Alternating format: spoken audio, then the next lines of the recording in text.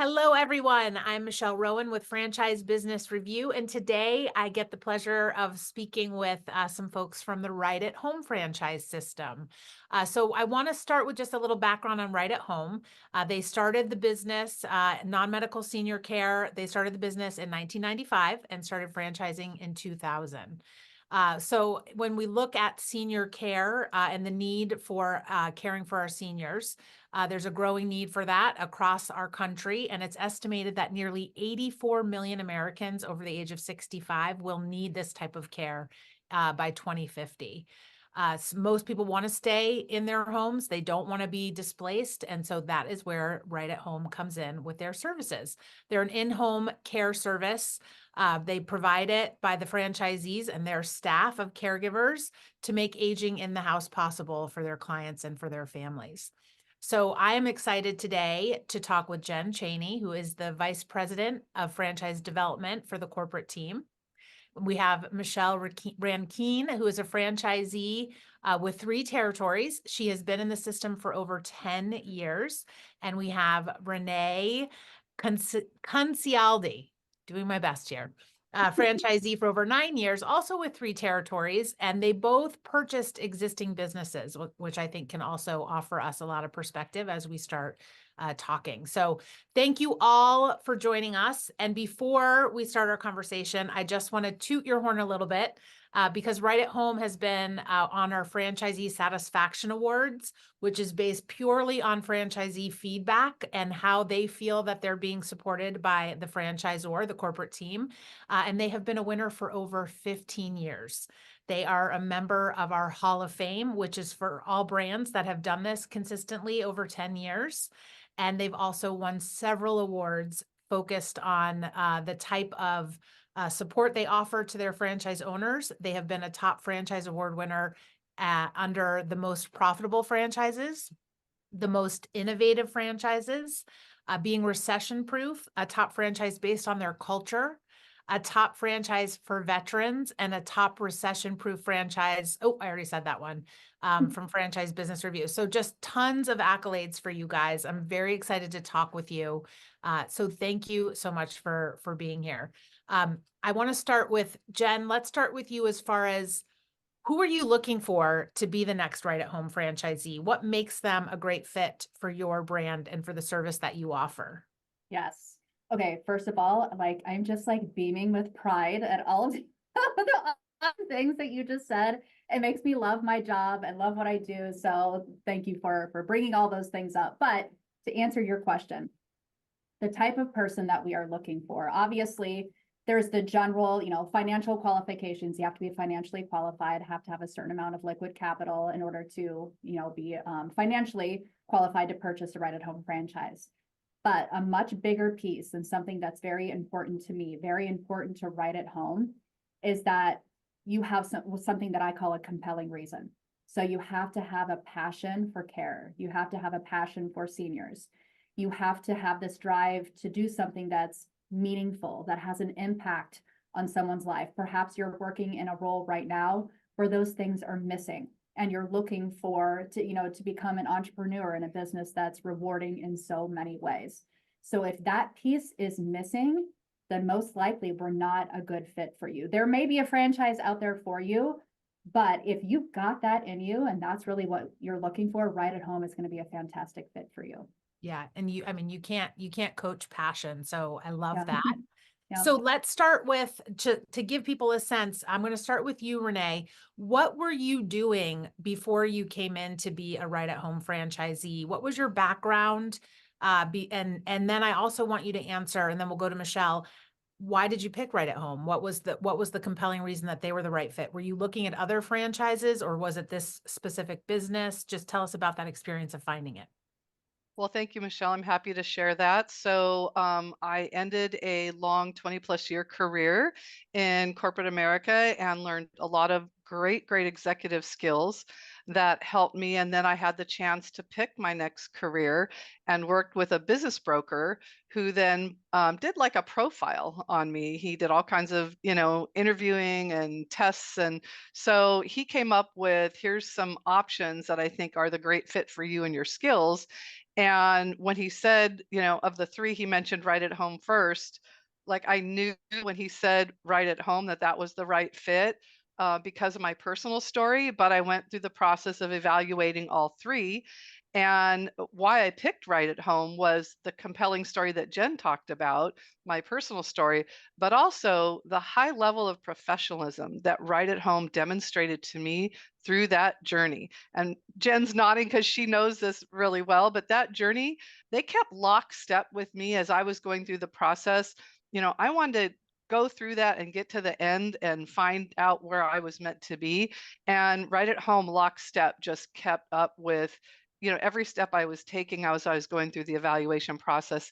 My personal story, in addition to my executive experience, which has helped me tremendously, as an entrepreneur, is I've been a family caregiver since I was a young girl. So my compelling story is my mom had a disability, and through my entire life, and even more so at the end, while we provided our right at home caregivers as my mom declined and passed away last year, I got to be a part of her journey through support and love and help. And so as I picked the next act for my life and my career, it had to be meaningful. It had to be something where I could help others, I could be part of community, and I could also feel that important reward that we feel when we do something good for each other. I like to say when we're out networking, give your loved one the freedom and independence to live in their own home with right at home. I love that as part of my elevator pitch. I always say that because it's true. And so I leave you with that as my story and why I ended up here. Awesome. And first of all, condolences to about your mom. I lost Thank my you. father last year, and so have also gone through this, and the caregivers are unbelievable what they do in those homes. And Unbelievable. it Yeah. gives them a sense, your parents a sense of they're not putting it on the family, that this person is coming in to alleviate the amount of stress the family is going through caregiving as well. So just I have been there and it's hard, but these people make it so much more enjoyable, dare I say, because he loved this person that came in and spent time with him. So it was great. If I can add, they Yeah. love on our loved ones, which is Yes. wonderful. And so do we. But also, it's a constant state of learning. So I'm a better owner today because of that involvement and that Yeah. continuous learning, not only being, the primary point for my mom, but helping her through that process. We do it with our clients. So I've learned so much through that process that I can help guide, my business, my team, our clients, our caregivers, our office team even better. So I just thought I should add that to it. Yeah. Yeah. It's a very confusing time, especially the first time you go through it. Okay, Michelle, how about you? What were you doing before you found Right at Home, and how did you come into the Right at Home system? Sure. Prior to starting Right at Home, I was the high performance director for United States Olympic Committee. And one of the sports that I oversaw was USA Judo and USA Paralympic Judo. And at the same time, I was also completing my dissertation for my doctoral degree. And at that time, similar to what Renee was mentioning in regards to a personal experience, my brother was paralyzed in a car accident. And at that time, didn't think I was planning to change careers. But I thought, like many of us as family members, I thought that I could be that caregiver for my brother at bedside during the time when he was in the hospital. And what really happened is what can happen many times as family members is that you really sometimes aren't the best caregiver. I'm going to talk about myself, right? My brother also didn't want me as his caregiver, okay? So as much as you want to be there as that family member, and you just want to be there, you want to be able to assist, a social worker intervened because my brother and I were like clashing, we just, our personalities were just clashing every day. And she said, why don't you hire an agency? And when we hired that agency, that's when I was like, oh, wow. I did all the paperwork. I met with the owner, came, and I did all the paperwork, similar to what we do now day to day. And I realized that his background was not home care. And being a, an education person, I was like, oh, you don't have this background and you're doing this field. It left me like with so many questions, like, oh, this is something that you can learn. And in my mind at that time, I was like, oh, this is like nonprofit. I'm like, oh, that sounds fun. I want to help. I was like, oh, we can help people. And literally I saw the transition in my brother, like within the first week. His caregiver was phenomenal. It uplifted his spirits while I was in the hospital while he transitioned into rehab and learning in a wheelchair. And that piece alone, for me to now step in the role as the family member and not the caregiver, was necessary for my family. Yeah. For my mom, myself, our aunts and uncles, everyone that was trying to come and pitch in, that took away a lot of family stress that was just like around the room all the time, And so that was saving for my family. I will say during that period of time where my brother's accident, it was in Indiana and I didn't live there at the time. So I was traveling back and forth on Southwest. And that's when I saw the ad for Ride at Home. I didn't use a Ride at Home in Indiana for my brother. And so I was like, let me look into this. And so through the process, especially what Renee mentioned earlier, the professionalism. But I think for me, which was the biggest takeaway about the process, starting with Ride at Home, was the fact that we came for Discovery Day, and it was like we were interviewing each other to make sure it was a good fit. And that piece is not the same for all other franchises. It was more transactional in the sense of, okay, you met the requirement. Do you have money? Okay, check. All right. Are you ready to cut a check today? And I remember when I left and met with the team, they clearly had to deliberate before you got your call saying, hey, we would like to move forward with you. And so to have that experience and to know that I felt in that gut feeling with talking with Ride at Home that I was like, okay, I like these people. I think I want to take this step. And I think the other piece that I really liked about Ride at Home is that I felt that I needed that education. And when doing the deliberation and talking with other franchises, they seemed like it was a turnkey, come in, you're going to do like an orientation day, and then tomorrow you're going to go start your business. And I was like, there's no way I can learn in 24 hours to start this business. And to know that the process was over at that time when I went, I want to say it was like a week and a half, 2 weeks of the orientation process, I was like, that seems a little bit more realistic. And also hearing the engagement and coaching that we have on the side, and that's what speaks to our awards today as a franchise system, is that we come collectively as a group to help each other. I know from myself, because you received that and that's the culture, it's just ingrained in all the owners to do the same for each other as we received in the beginning. Oh, that was great. Okay, so there's a lot I'm going to go in this conversation, but I want to go back to Jen because you guys called out something that's very common in franchising, the difference in the process of understanding if you're a good fit for Ride at Home and if they're a good fit for you is very different than being sold a franchise. So Jen, talk to us about how you help candidates go through this process and assess, are they a good fit for you and are you a good fit for them? And I also want to point out that you don't have to have home care experience. You said that to do this work, that there is help for you guys to understand that. It's more about being the business owner and the hiring. So I'd like for you to kind of talk to that as well, Jen, as far as how you prep people for that. Yeah. So starting at the very beginning, when they inquire about franchise ownership, just like any franchise concept, we have a step-by-step process that everyone goes through, ultimately leading to a discovery day, right? But we're looking for a lot of things, starting from the very beginning, leading all the way up to the discovery day. And I actually do still to this day, Michelle, say to people who are attending a discovery day, this is a two-way street. So we are assessing you to see if you are the right fit for the Ride at Home system, but I fully expect that you are doing the same for us. So after discovery day, you also have a decision to make. Are we the right fit for you? And it's absolutely okay if you call me on Monday and say, you know what, I've decided that Ride at Home isn't the right fit for me. Granted, that has never happened, but if they reach that point of discovery day, usually people are like, I can't spend another minute not being a Ride at Home franchise owner, right? But leading them up to a discovery day, it's a lot of education on just the right at home business model, making sure that they fully understand what it is, that's in-home care and assistance for seniors and adults with disabilities. So understanding the business model, understanding the franchise disclosure document. So it's a lot of education.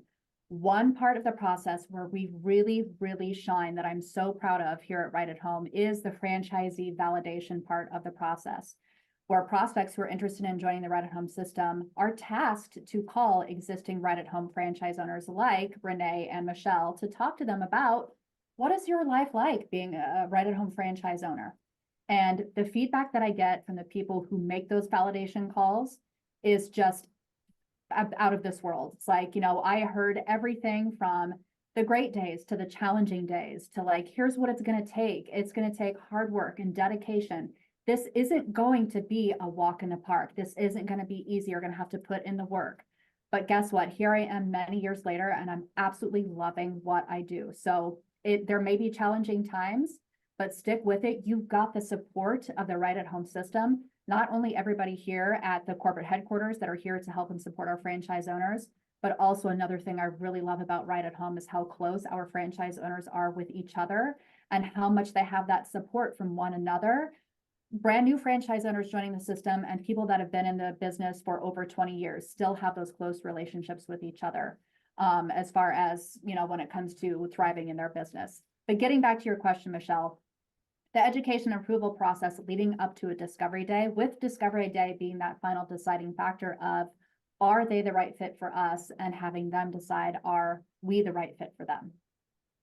Yeah. And I think what I also love about that is you're doing a really great job, the franchisees and the corporate team, of setting realistic expectations of what it's like to run the business. Yes. Because we always Yes. see that that's the, if you promise this dream, if they don't have the right amount of money set aside to cover them until they're not in the red, disaster happens. So you're Yeah. really setting them up for success from day one by doing that. And Yep. then the other is fostering that community between your franchise owners. We see systems that really have siloed franchise owners. We see these surveys and they say, I don't talk to my fellow franchisees. I only see them at annual convention.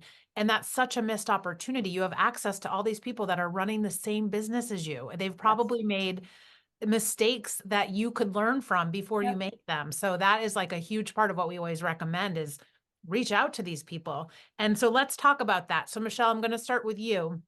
Let's talk about the ways that you are, I want you to talk about the Leadership Council, the way that you are connecting and really supporting first owners as they come in, but also how you utilize this network, being in over 10 years. What kind of value do you get from raising your hand and being part of mentoring others, or how are you connecting with other franchisees in the system to help your business?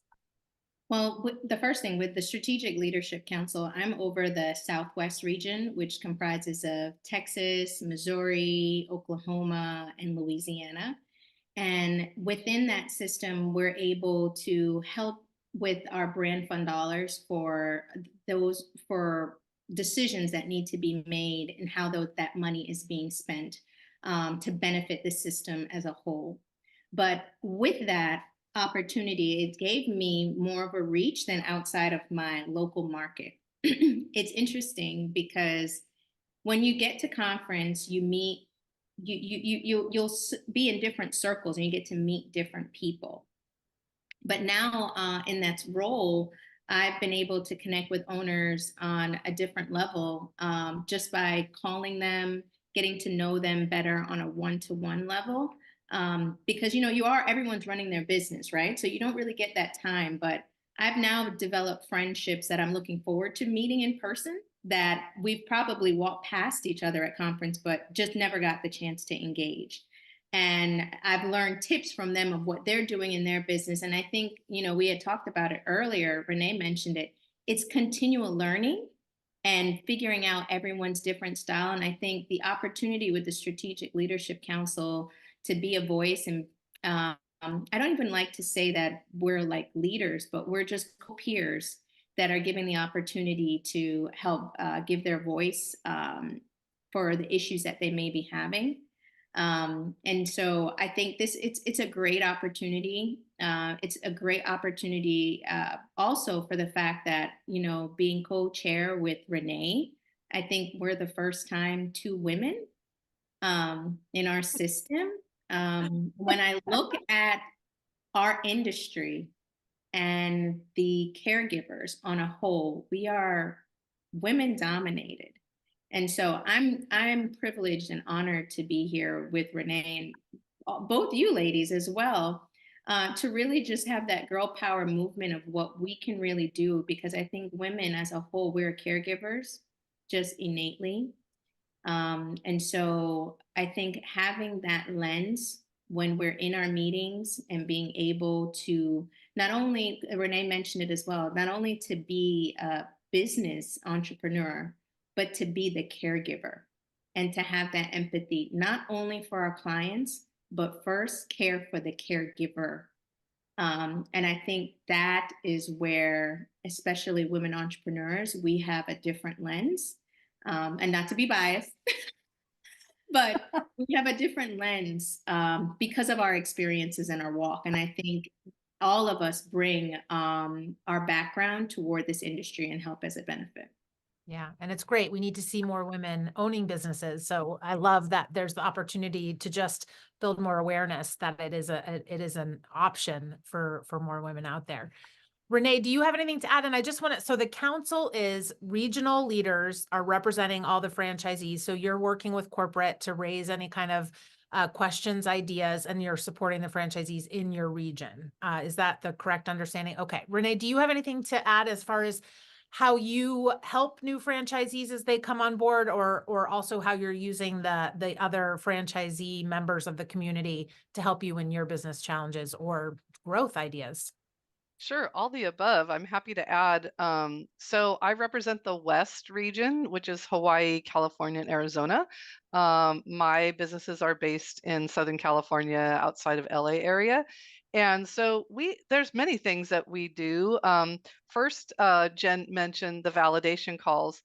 I think I have 2 hands worth of validation calls that I've done this year, Yeah. or maybe starting the end of last year, because California seems to be growing quite rapidly. And it's a really great starting point to get to know the incoming owners, but also get to tell them, hey, you know, I wish I would have done this, pay, extra attention to that, and also get to reinforce the beauty of our system that I see and that I benefit from and I'm so grateful for.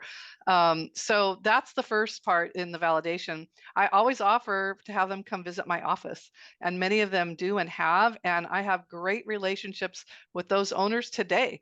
I have many of them around me who came to visit me in my office as they were going through validation calls, and it starts with such a great close relationship, and you really work to help each other. We do local area meetings.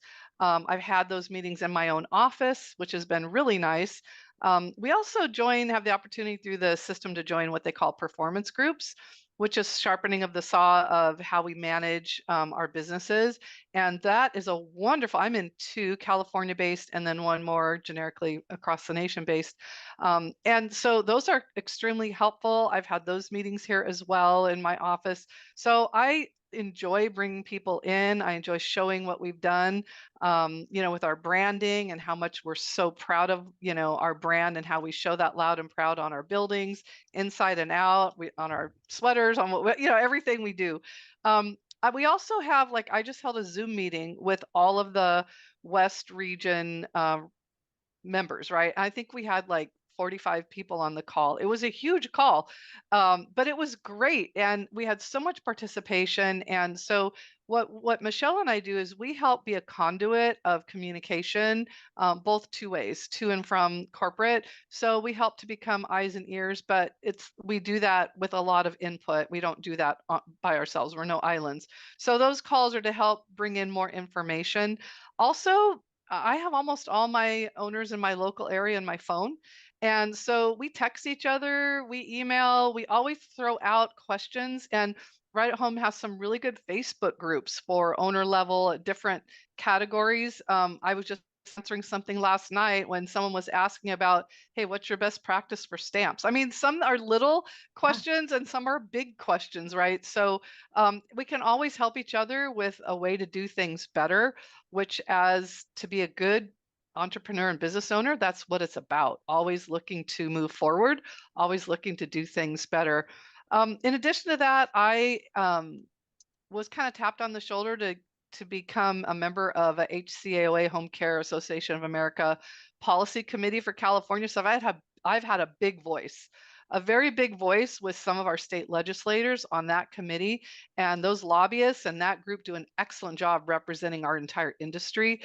So that's another way I can represent, especially California local issues for my market.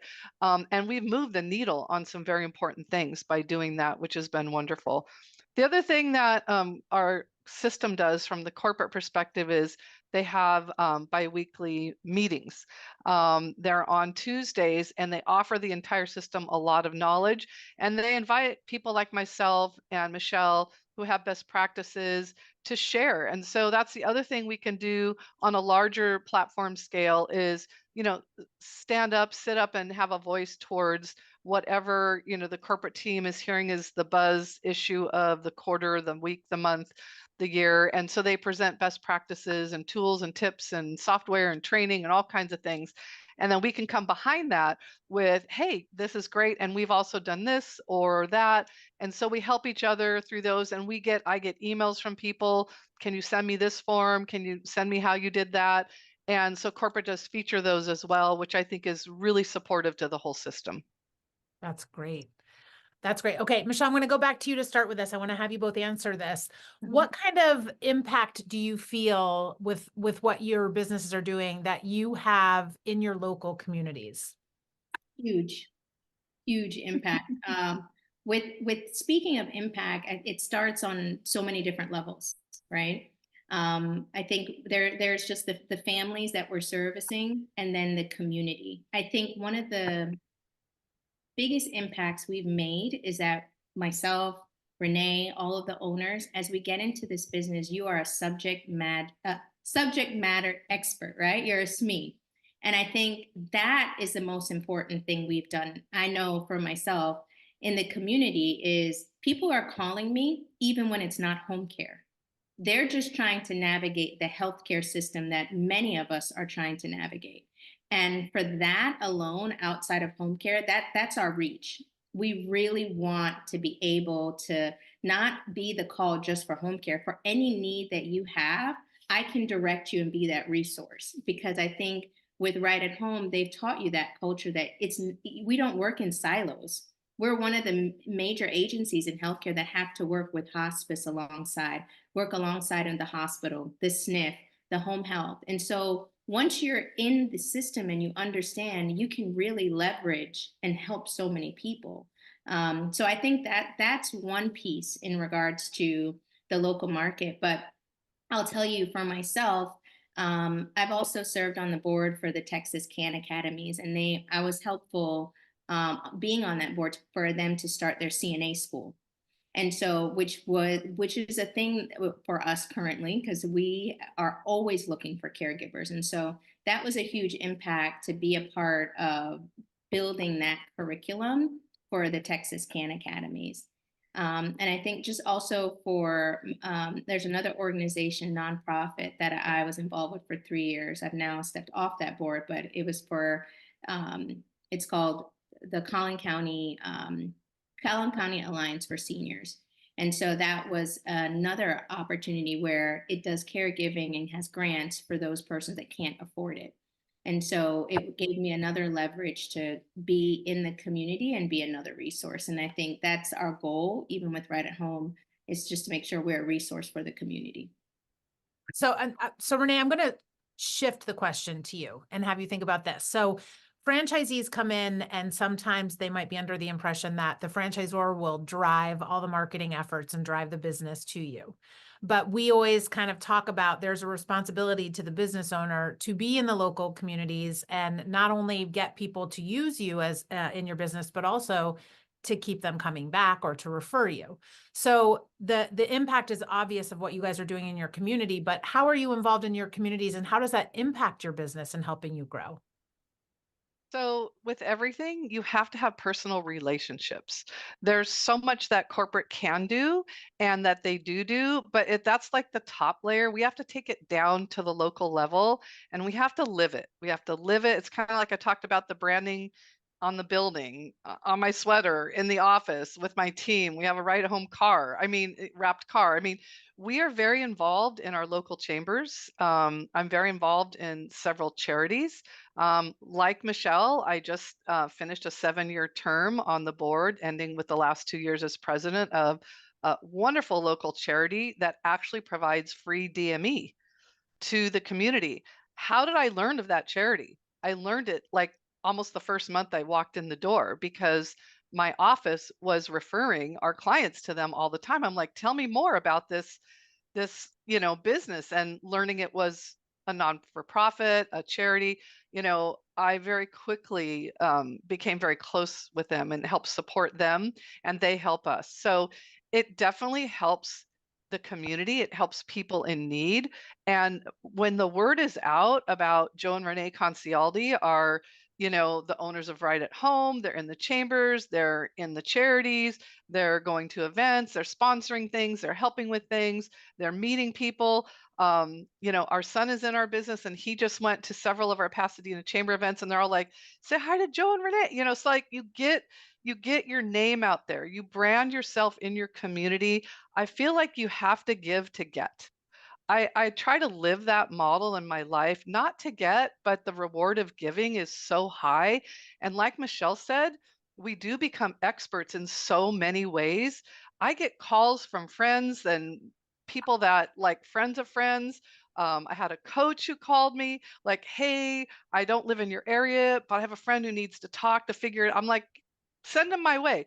It's not someone I'm going to do business with, but it's the greater good, right? And so we know all of the companies that can help our clients and our community. And we do become, as Michelle said, really great resources for how to navigate through various problems, which is why I said continuous learning is so important, because I've learned so much more in the last even year about handling the last part of life and the last phases and the last things. And I can even be a better resource to people with those things. So it's you give to get and you give to give, right? So it's really important, and having a real close relationship in your communities is important. That's why we have an office in all 3 of our territories.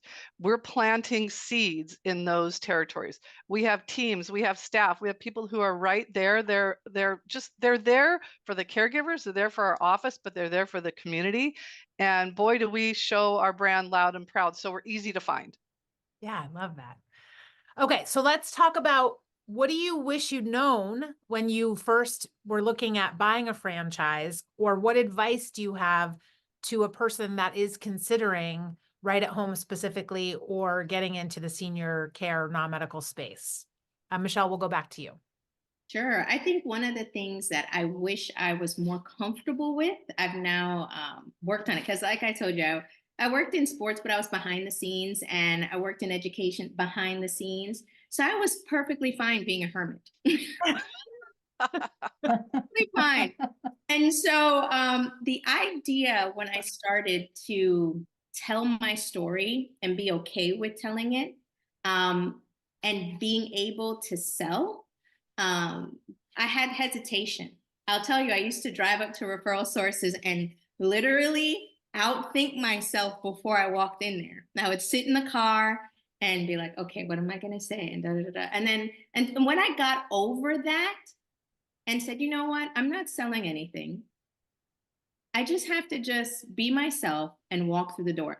That was a turning point for me when it clicked. And to be honest, the moment of clicking didn't happen on my own. I had some challenges with the idea of marketing. I was like, what do I need to do? I don't know what to say, or I would get all clammy. And I had one of my coaches, they came down, they're like, I'm going to walk with you through this.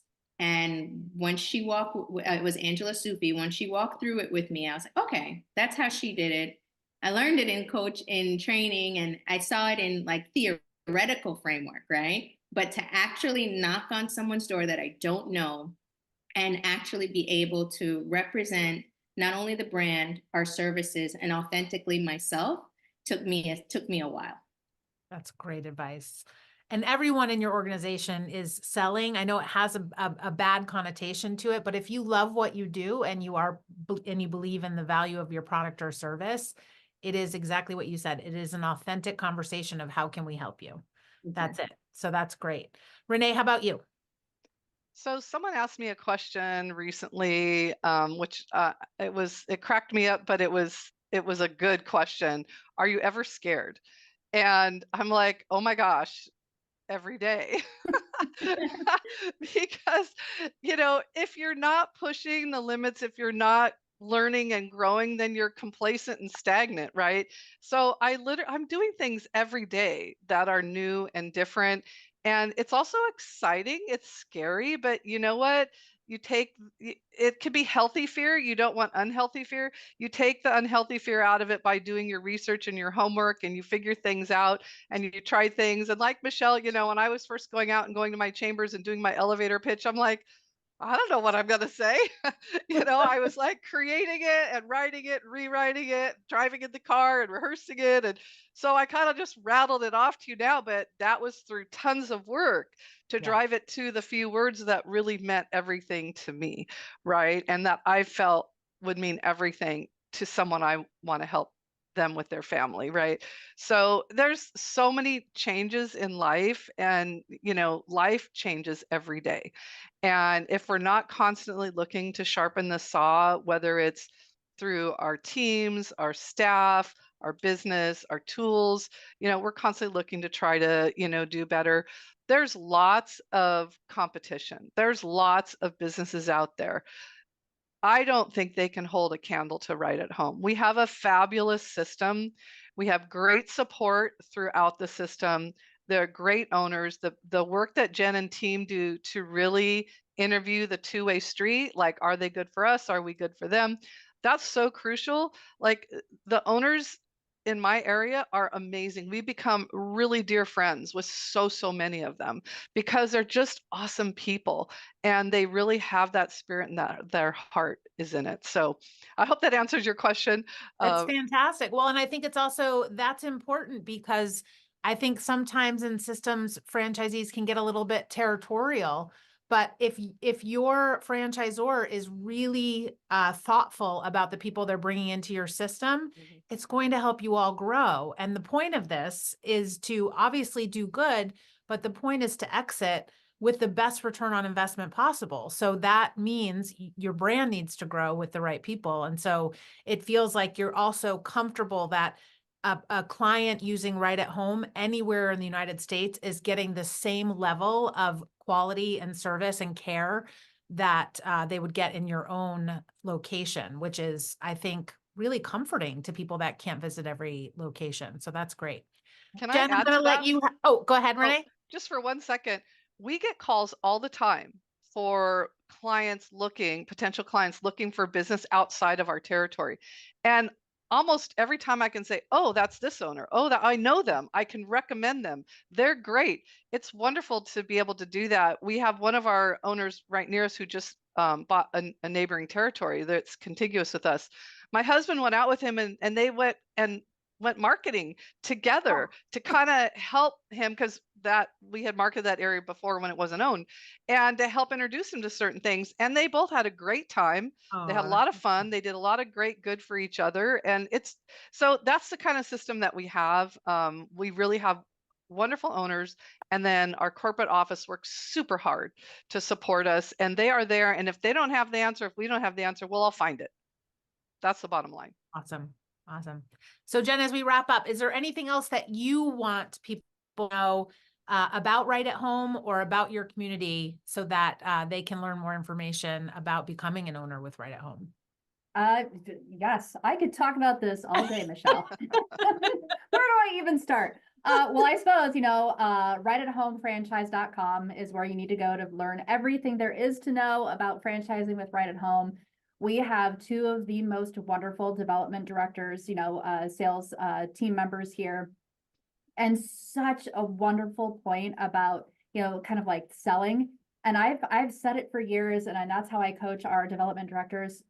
You aren't selling anything. It's really just having a conversation, building a relationship with a potential future right at home owner. They're very passionate about this business. They love what they do. I love what I do. I don't feel like I'm ever selling anything. It's just, let's have a conversation about this amazing opportunity. It may be the perfect fit for you and it may not, and that's okay. But that is such a true statement that I never feel like I have sold anything a single day in my life. It's just, I really love what I do. And I love helping people become entrepreneurs in this business that is just so fantastic. Yeah, well, I feel it from all of you, and it is fantastic to see women represented, because that is something I think that we're all passionate about, is just building awareness that franchising is more than just McDonald's. These are local business owners in your local communities.